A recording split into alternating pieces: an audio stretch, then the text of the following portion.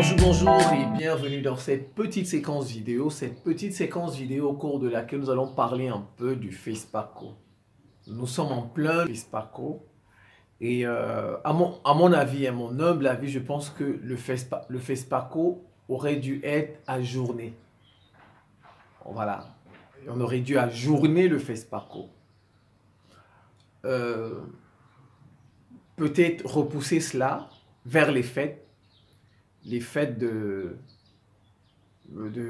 les fêtes de fin d'année, voilà, ou bien, parce que les fêtes de fin d'année, c'est la fête, on passe à une nouvelle année, voilà, ou bien vers les fêtes des religions, par exemple, la semaine sainte, la Pâques là, voilà, ou bien à la fin du Ramadan, comme ça tombe avec les fêtes religieuses. Voilà, parce que moi, je ne suis pas pour l'annulation des fêtes religieuses, ni pour les fêtes de tradition ou de coutume. Parce que ça, c'est la prière. On ne sait jamais. Peut-être que Pâques, là, ils peuvent prier Dieu, Dieu les aide, le pays, la paix revient. Ou bien Ramadan, là, ils peuvent prier Dieu, la paix revient. Ou bien dans les traditions, les coutumes, là, ils peuvent prier. Donc ça, moi, je ne peux pas. Même coronavirus, moi, j'étais contre quand on a fermé les églises, les mosquées. Ça, moi-même, j'étais contre. Parce que Dieu, on ne sait jamais. Dieu. Dieu, c'est le maître. Dieu, c'est le maître. Il peut à tout moment arrêter. Donc, moi, c'est ce que on aurait dû soit annuler provisoirement, momentanément, peut-être même pour cette année. Voilà. Ou bien repousser cela, ajourner et mettre ça dans les fêtes religieuses, comme je viens de vous les citer. Ouais, ça fait pas bien. Ça fait pas bien qu'à Ouagadougou, les gens se réjouissent, ils boivent, ils fument, ils font la fête, ils dansent. Et puis dans l'arrière-pays, on tue les gens. On tue les gens. Vous avez vu, rien que la semaine passée là, on a tué combien de Burkinabés? Combien? Ouais, quand ça va. Le pays est en guerre. Le Faso est en guerre. Et quand le pays est en guerre, c'est pas le moment de faire la fête. C'est pas le moment. On n'a pas dit, j'ai pas dit qu'il faut supprimer le FESPACO. J'ai pas dit ça. J'ai dit qu'il faut ajourner. Il faut annuler pour cette année.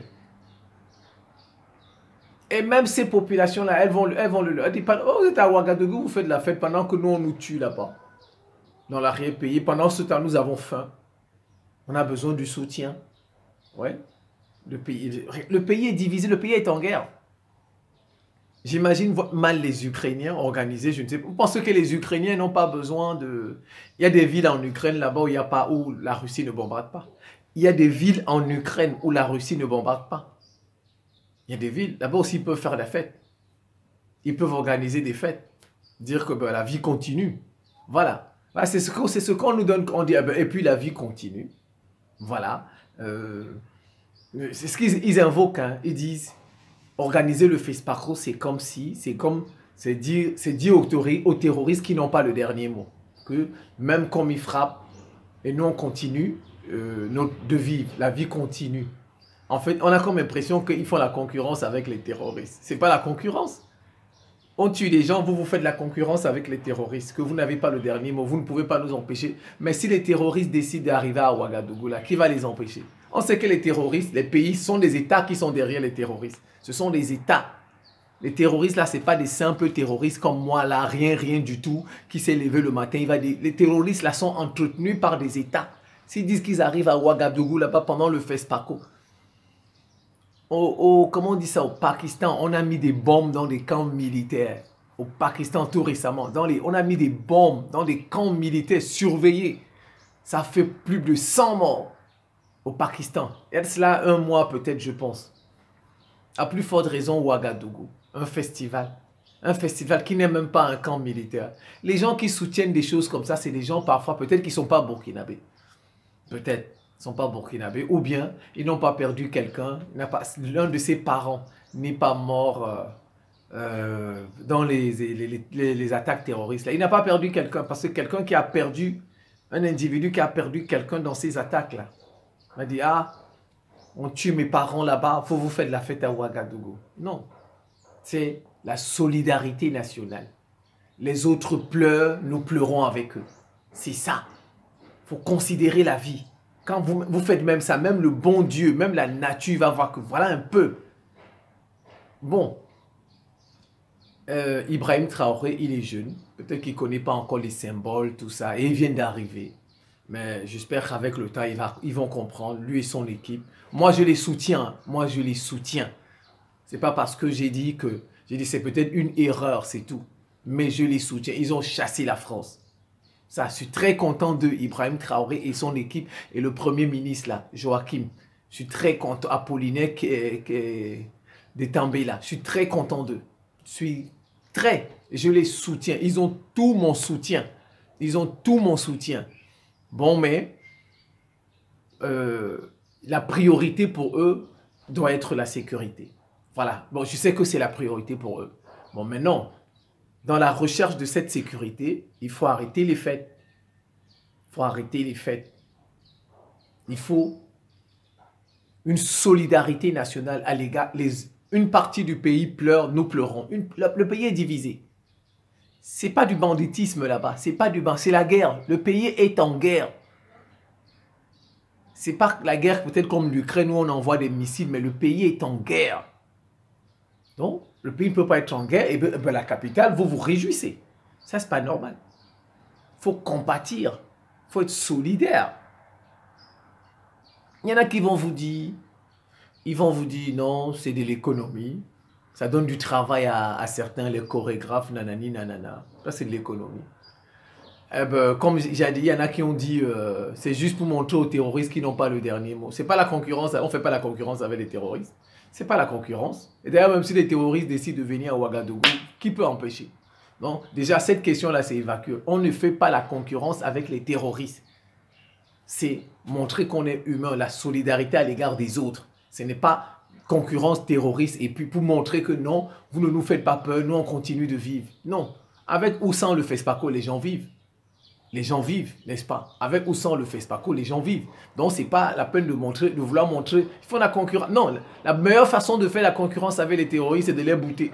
S'ils en sont capables. S'ils en sont capables, c'est de les bouter. Voilà, c'est ça. Ce n'est pas en organisant des fêtes pour montrer aux terroristes qu'ils n'ont pas le dernier mot. Ça, c'est une réflexion des gamins.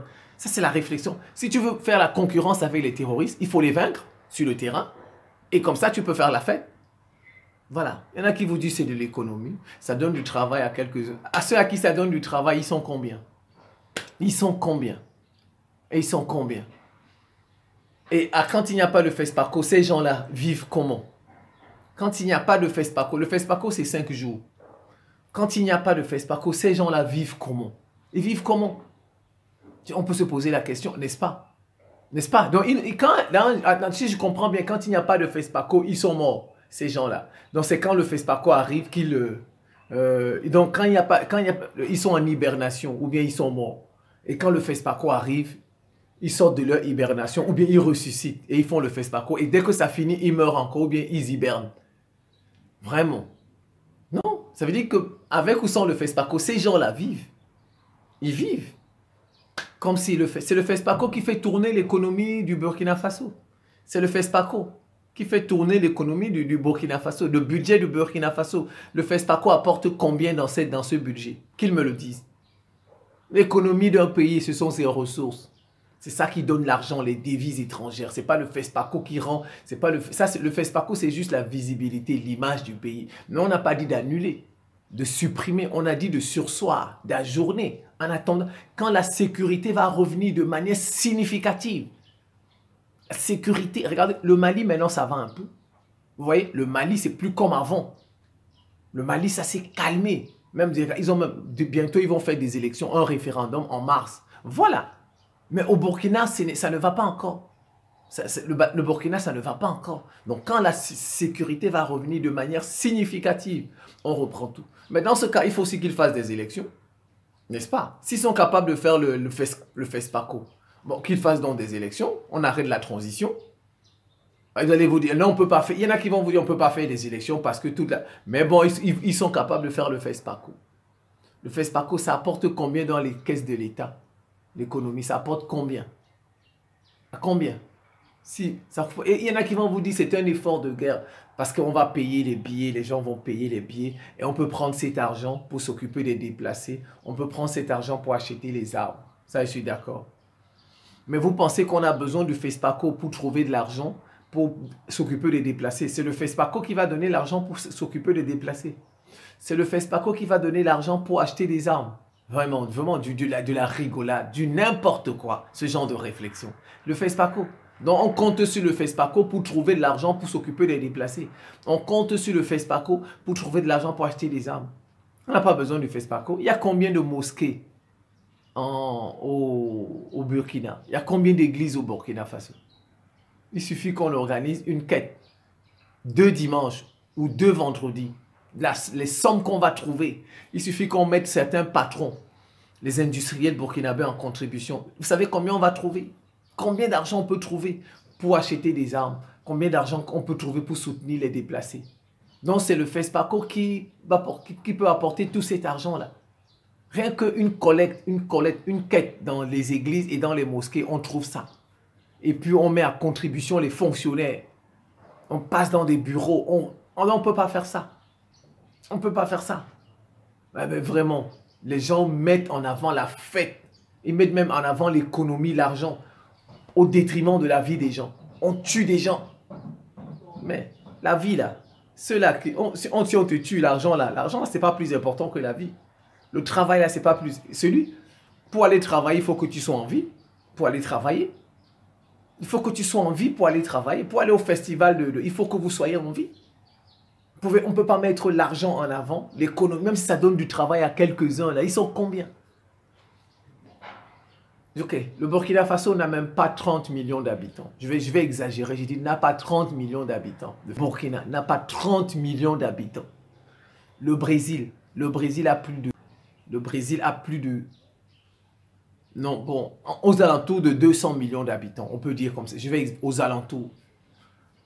Mais ils ont annulé le carnaval durant 3 ans pour coronavirus. Durant 3 ans. 3 ans, le Brésil. Tous les pays de l'Amérique latine, là, ils ont annulé le carnaval. Le carnaval, ce n'est pas comme le FESPACO. Le carnaval, on fait ça dans toutes les villes du pays. Le carnaval, on fait ça dans toutes les villes, dans tous les pays, dans toutes les villes, il y a carnaval. Vous savez combien d'argent ça rapporte, le carnaval? Mais eux, ils ont arrêté ça. Les gens ne peuvent pas être en train de mourir, vous faites des carnavals, vous faites de la fête. Ça, c'est... Je prends seulement le Brésil.